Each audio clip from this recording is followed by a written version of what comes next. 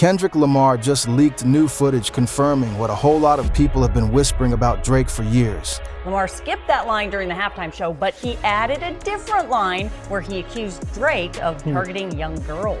That this man has a serious, documented, undeniable pattern of targeting young girls. Not grown women, not adults, young girls. And Kendrick didn't just say it in a song, he didn't just hint at it in a bar, bury it in a double entendre, and let the internet figure it out. He put the footage out, he put the evidence out, he put the receipts on the table in front of the entire world, and then he performed it in front of 133 million people at the Super Bowl halftime show and stared directly into the camera and said the words, "Drake, I hear you like them young." That is not a metaphor. That is not a rap battle exaggeration. That is Kendrick Lamar looking the entire planet in the eye and making a specific claim about a specific man, a claim he has backed up with specific footage, specific lyrics, specific details, and a specific level of conviction that you do not have unless you know something the rest of us either haven't seen yet or have been too scared to say out loud. The footage Kendrick put into the Not Like Us music video is not new to the internet, but the way he packaged it, the way he framed it, the way he weaponized it as a visual statement turned it from a rumor floating around social media into a cultural verdict. In the video, Kendrick mimics the exact hand gesture Drake used with a young girl in a documented concert clip. He stops his push-up count at 1717, the age of the girl Drake was caught on camera slow dancing with backstage, the girl he kissed on the cheeks and forehead while saying on a live microphone, I had fun. I don't know if I should feel guilty or not, but I had fun. I like the way your breasts feel against my chest as well. I don't know if I should feel guilty or not, but I had fun. I like the way your breasts feel against my chest. That is on camera. That is documented. That is not a rumor. And Kendrick Lamar made sure you knew exactly what he was talking about by encoding the reference right into his video so that anyone who was paying attention couldn't miss it. The cover art for Not Like Us is a satellite image of Drake's Toronto mansion covered in red location pins, the kind of pins that appear on online maps of registered individuals who prey on children. Kendrick's fans went online after the song dropped and added those same pins to Drake's mansion on Google Maps, naming them things like Certified Kid Lover, a minor, and Child MOE Lester.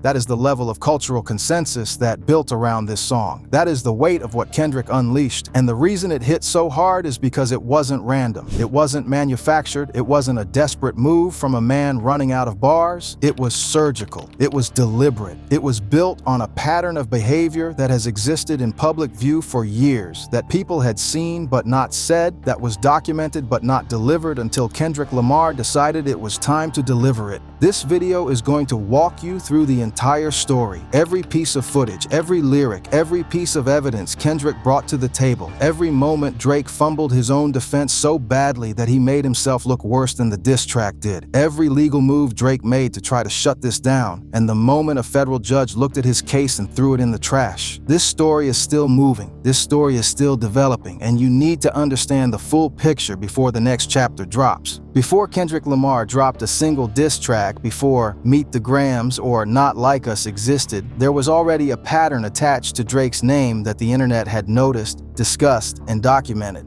Kendrick didn't invent this narrative, he just put a spotlight on something that had already been sitting in the middle of the room. It started going public in 2017 and 2018, when Stranger Things actress Millie Bobby Brown, who was 13 years old when she first met Drake, started talking about her friendship with the rapper in interviews. In September 2018, at the Emmy Awards, when Brown was 14 years old, he's honestly so fantastic and a great friend and a great role model. You know, we just texted each other the other day and he was like, "I miss you so much." I was like, "I miss you more." He's coming to Atlanta, so I'm definitely gonna go and see him. I'm so excited, yeah. You and Drake? That's awesome. That's awesome. What advice does he give you? Like, what does he say? About boys, he helps me. What? Yeah, he's great. He's wonderful, I love him. What's his advice with boys? You know, that stays in the text messages. she spoke openly about the fact that she and Drake texted each other regularly. She described him as a mentor, someone who gave her advice about boys and navigating Hollywood. On the surface, she framed it warmly. Publicly, Drake never denied it. The story sat there. People noticed. Writers published pieces with titles like, "We need to talk about Drake texting a 14-year-old Millie Bobby Brown." The conversation existed. It was documented, and then it went quiet. It didn't stay quiet. In 2023, on his album For All the Dogs, Drake himself brought it back up, which is one of the most revealing things he has ever done. On the track Another Late Night, Drake rapped about people in his comments talking about Millie Bobby Brown, and his response was not a calm denial or a mature dismissal. His response was to threaten to send a severed finger to the mother of anyone who brought it up. He said, "Weirdos in my comments talking about some Millie Bobby, bring them jokes up to the gang, we get to really flocking, or send a finger to your mama in some FedEx boxes, open up that ST, it's jaw-dropping, really shocking." That lyric received immediate backlash, because nobody asked Drake to address that allegation unprompted on a studio album. Nobody made him go there. He chose to go there himself, and the way he chose to address it was with a violent threat rather than a simple denial. People noticed that too. Then there was the concert footage. A video from a Denver concert in 2010 began circulating widely in 2019, and then again in 2024 during the beef.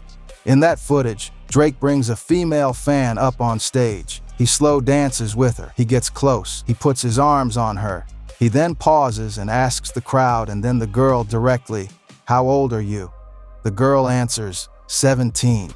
Drake's response on a live microphone in front of a packed arena, "I can't go to jail yet, man. Why do you look like that? You're thick. Look at all this." And then he continues to hold her. He continues to engage.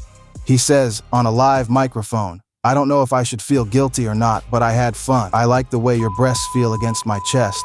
And then he kisses her. On the cheeks, on the forehead. The woman in the video, Tia Owens, came forward in 2024 when the clip resurfaced during the beef. Now 31 years old, she posted a statement saying it was nothing, that Drake's entourage had picked her from the crowd, not Drake himself, that her father had been at the concert with her, and that it was innocent. She said, "It was nothing then and it's nothing now."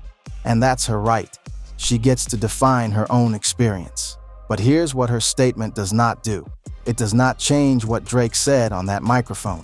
It does not change the fact that a grown man in his mid-20s said to a 17-year-old girl that he liked the way her breasts felt against his chest. It does not change the fact that he said the words, "I don't know if I should feel guilty," which is not a statement an innocent man makes. Innocent people don't wonder if they should feel guilty. They just don't feel guilty. That pattern, the Millie Bobby Brown friendship when she was 13 and 14, the concert footage with a 17-year-old, the repeated proximity to young girls in public-facing settings was the foundation that was already poured before Kendrick Lamar laid a single brick on top of it. The Drake and Kendrick Lamar beef of 2024 had been building for years. There had been subtle jabs, coded references, tensions simmering underneath collaborations and industry dynamics. Then in April 2024, Drake dropped Push-Ups, and what had been a cold war became a hot one. Kendrick responded, Drake escalated, and over the course of one historic weekend in May 2024, the two rappers released more diss tracks aimed at each other than most rap feuds produce in their entire lifespan.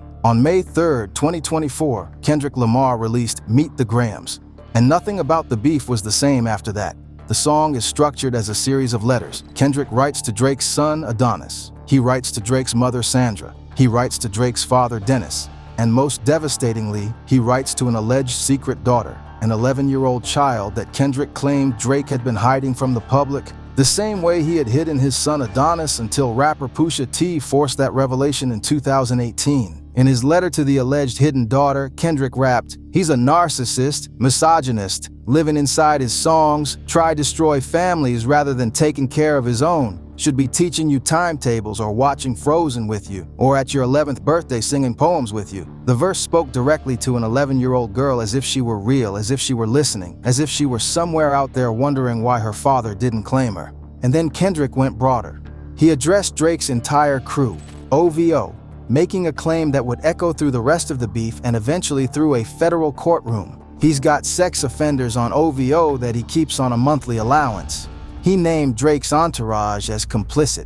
He called Drake a predator. He rapped, "We gotta raise our daughters knowing there's predators like him lurking.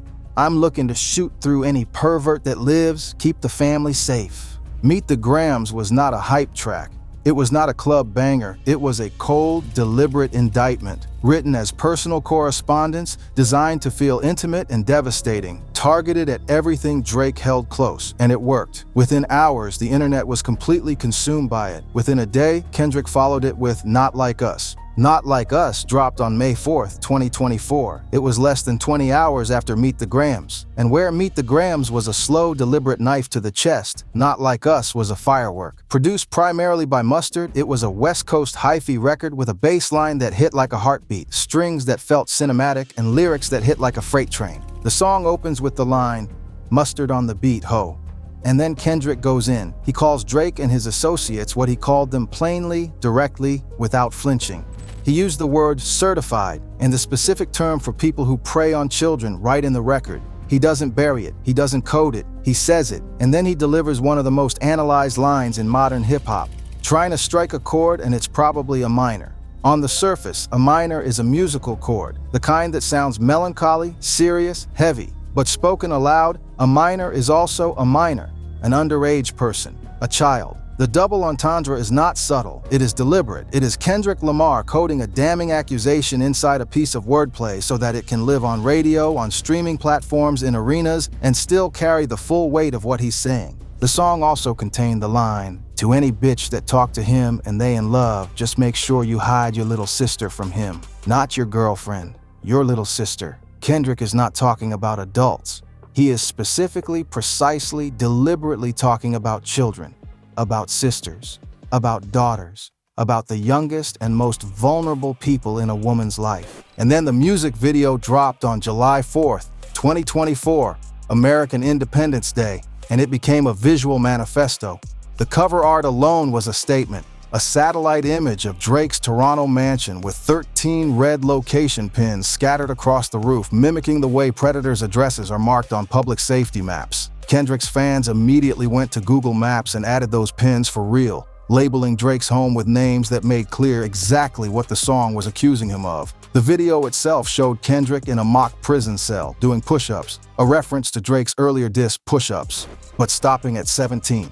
17 push-ups, the age of the girl from the concert footage. In the video, Kendrick also mimics the exact hand gesture Drake made with that girl on stage. He recreates it, he codes it, he makes you see it.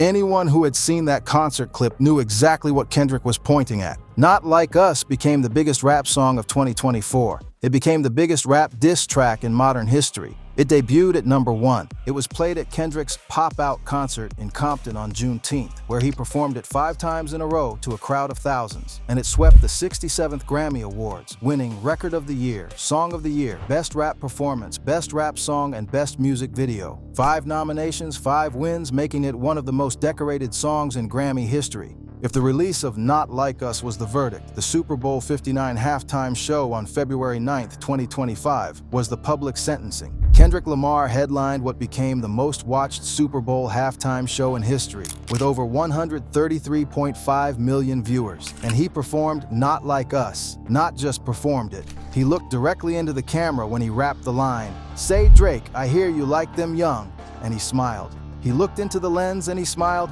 and 133 million people watched him do it. During one interlude, he told the crowd, "I want to perform their favorite song, but you know they love to sue." He was referencing the lawsuit Drake had already filed against his label, and then he launched into Not Like Us anyway. The word in the lyrics, the specific term for what Kendrick was accusing Drake of, was censored by the broadcast, but the audience in the stadium didn't need the broadcast. They screamed every single word. The entire stadium shouted, "Trying to strike a chord and it's probably a minor," back at Kendrick in unison. 133 million people heard it with the censor. The stadium heard it without one. Serena Williams appeared as a dancer during the performance, doing a crip walk.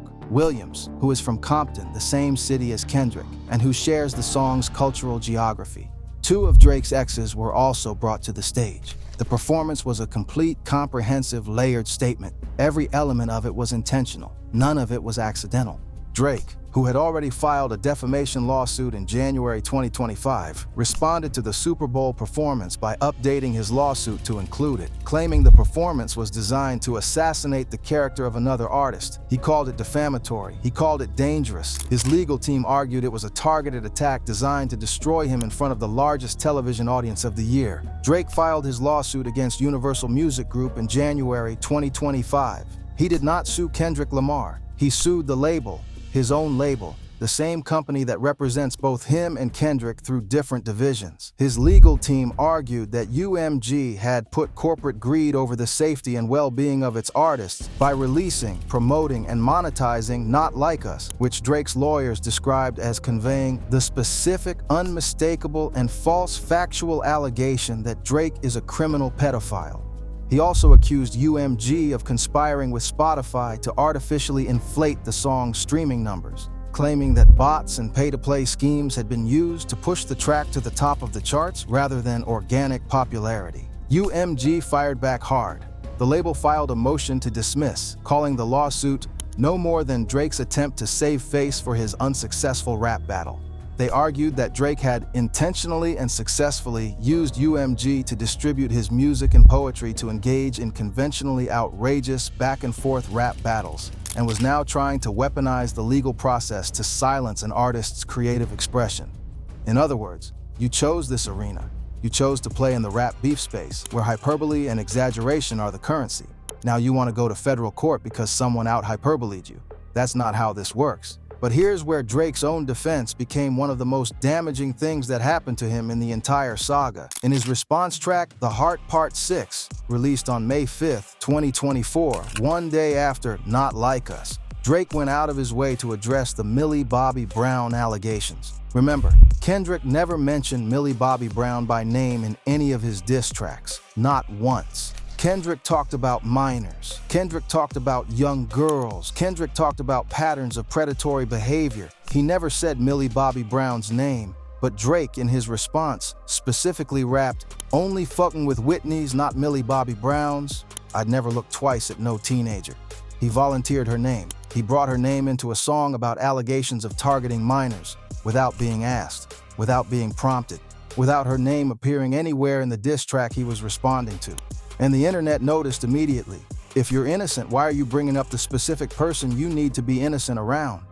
Why does your denial include the name of a girl who was 13 when you first met her, unless you already knew that's where people's minds were going? Drake also tried to argue that the secret daughter Kendrick mentioned was fake, claiming he and his team had deliberately fed Kendrick false information to make him look bad. "We plotted for a week and then we fed you the information. A daughter that's 11 years old, I bet he takes it," Drake rapped. His argument was that Kendrick was so eager to diss him that he didn't verify his facts and ran with misinformation Drake had planted. Maybe that's true about the daughter. Maybe the secret child claim was based on bad information. But here's the problem with that defense. It only covered one piece of the accusation. It said nothing about the concert footage. It said nothing about Millie Bobby Brown. It said nothing about the sex offenders allegedly on the OVO payroll. It said nothing about the hand gesture in the video, or the push-up count stopping at 17, or the satellite image of Drake's mansion with predator map pins all over it. The planted information defense addressed one claim out of a stack of claims, and in doing so, it left everything else standing unchallenged. On October 9, 2025, U.S. District Judge Jeanette Vargas dismissed Drake's defamation lawsuit against UMG. The ruling was comprehensive. Judge Vargas wrote that, "A judge today dismissed Drake's lawsuit against Universal Music Group over Kendrick Lamar's Grammy-winning hit, Not Like Us." The lawsuit alleged UMG published a track on rival Lamar's diss record. The issue in this case is whether Not Like Us can reasonably be understood to convey as a factual matter that Drake is a pedophile or that he is engaged in sexual relations with minors. Her answer, it cannot. Not because the claims are true or false, but because the context of a rap diss track makes them non-actionable opinion under the First Amendment. The court held that even accusations of criminal behavior are not actionable if, understood in context, they are opinion rather than fact. The judge noted that the fact that the recording was made in the midst of a rap battle is essential to assessing its impact on a reasonable listener. In plain terms, everyone who heard Not Like Us understood they were listening to a rap battle, not a news report. Therefore, it cannot be defamation. Drake appealed the dismissal in January 2026. His lawyers argued to the Second Circuit Court of Appeals that the district court had created a dangerous categorical rule that rap diss tracks can never be actionable. UMG responded, arguing that Drake seeks to strip words from their context and deem them actionable defamation. 2 amicus briefs were filed backing UMG, one from Yale Law School's Floyd Abrams Institute for Freedom of Expression, one from a group of legal scholars and social scientists. As of now, the appeal is active. The case is still moving, but the legal system has already delivered one verdict. At the trial court level, what Kendrick said about Drake is protected speech. The most telling thing about Drake's reaction to all of this is not what he said, it's what he didn't say. And it's what he couldn't stop himself from saying when he wasn't supposed to. He couldn't stop himself from mentioning Millie Bobby Brown unprompted. He couldn't stop himself from responding to the Millie Bobby Brown allegations in a 2023 album track, a full year before the Kendrick beef, with a violent threat instead of a denial. He couldn't stop himself from making a public record, via lawsuit, that he viewed the specific accusation of being a predator toward minors as something that required 12 months of federal litigation to address, as if the strength of his response would somehow retroactively diminish the weight of the accusation. He also couldn't stop himself from making the lawsuit about the one thing that couldn't help him, the genre context. By filing a defamation suit over a diss track, Drake invited a federal court to analyze the norms of hip-hop, the conventions of rap beef, and what a reasonable listener would understand from a diss track. And what the court found was what anyone who has spent 5 minutes in hip-hop culture already knew. People don't listen to diss tracks to get factual information. They listen to them to hear one rapper embarrass another. The court said that out loud in a legal ruling in a Southern District of New York opinion that will be cited in music law cases for decades. Drake funded that ruling with his own lawsuit. There's also the question of what the lawsuit accomplished in the court of public opinion. Before the lawsuit, Not Like Us had already won 5 Grammys. Before the lawsuit, it had already been performed at the Super Bowl. Before the lawsuit, it had already become the best-selling rap record of 2024. By filing the lawsuit, Drake kept the conversation alive. Judge has decided to dismiss the lawsuit, the defamation lawsuit against Universal Music Group that he has over Not Like Us. Every court filing was a news cycle. Every motion was a headline. Every time his lawyers submitted a brief arguing that the song was defamatory because it called him a predator toward children, that argument had to describe in legal language what the song said, which meant every news outlet covering the lawsuit had to report, again, what the song said. Drake's legal strategy functionally gave Not Like Us a second, third, and fourth viral moment via legal filings. As of May 2026, the Drake vs. Kendrick Lamar saga is not over. It has entered a new phase. Drake's appeal of the defamation dismissal is pending at the Second Circuit. His lawyers are arguing the lower court made reversible error. UMG is arguing the case should stay dismissed. 2 of the most prestigious free speech legal institutions in the country have filed briefs backing UMG. The outcome of that appeal will have significant implications not just for hip-hop, but for music law broadly. It will define the legal boundaries of what can and cannot be said in a diss track without triggering liability. On the music side, Drake released a new song in July 2025 called What Did I Miss?, which many read as an attempt to re-enter the cultural conversation. The track was met with mixed reception. He followed that with a tour of Australia. For anybody that's watching from Australia, I'm coming back to Australia the first time in 8 years. Coming back to Australia on tour. And New Zealand in 2025, named after a gambling-inspired alter ego. In May 2026, a track called 1 a.m. in Albany leaked, on which Drake appears to reignite his beef with Kendrick, take shots at LeBron James, and target J. Cole, the same J. Cole who had previously been part of a collaborative response to Kendrick before stepping back from the beef. A full studio album called Iceman is also being discussed. Kendrick, by contrast, spent 2025 on a grand national tour that ran from April through October, performing Not Like Us at every show, to crowds that knew every word. He performed it at the Super Bowl in February 2025. He won 5 Grammys with it in February 2025. His label, Interscope, under UMG, went to federal court and had Drake's lawsuit thrown out. The numbers on Not Like Us crossed 1 billion streams on Spotify alone by January 2025. The song tied with The Fifth Dimension's Up, Up, and Away as the most awarded song in Grammy history. Kendrick did not release a rebuttal album, a follow-up diss, or a legal counteraction. He He didn't need to. The song did all of it. It would be easy to look at all of this and call it rap beef. Two rappers going at each other, throwing shots, seeing who blinks first. But what Kendrick Lamar did with Not Like Us, Meet the Grams, the music video, and the Super Bowl performance is something more than a rap battle. He used hip-hop as a tool to surface a pattern of behavior that had existed in public view, that had been documented, that had been noticed, and that had never fully been reckoned with because nobody powerful enough and talented enough had chosen to make it the center of a song. The concert footage from 2010 existed before Kendrick used it. The Millie Bobby Brown interviews existed before Kendrick referenced them.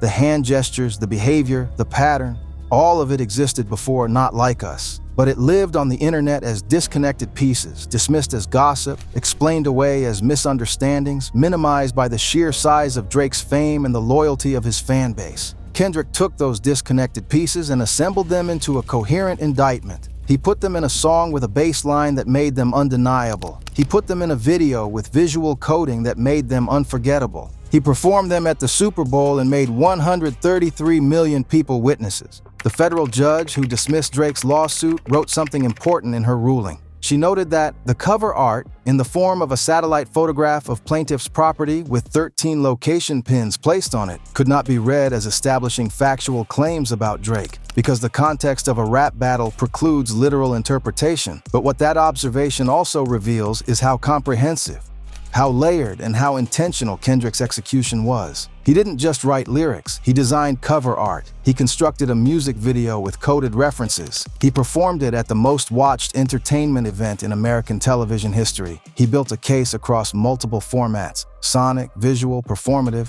and made it airtight enough that even a federal court had to engage with it seriously, even while ultimately ruling it protected speech. This is what it looks like when one of the most precise, detail-oriented, and lyrically intelligent rappers alive decides to direct his full attention at a target. This is not a beef. This is a prosecution. And right now, the case is still open. There is still footage circulating. There are still conversations happening. There are still courts that haven't issued final rulings. There is still a Second Circuit appeal pending. There is still a Drake album on the way. And if that album takes a shot at Kendrick, the man who won 5 Grammys with a single response track, who performed his indictment at the Super Bowl in front of 133 million people, who watched a federal judge throw out $1 billion lawsuit against his music, who hasn't needed to say a single public word in response to anything Drake has done since, if that album takes a shot at Kendrick, the rebuttal that comes back is going to be something people talk about for a very long time. The story is not over. The footage is out there. The pattern is documented. The Grammy plaques are on Kendrick's wall. And the question that everybody needs to sit with, the question that all of this evidence, all of this footage, all of these lyrics, all of these legal rulings, all of these Super Bowl moments point back to,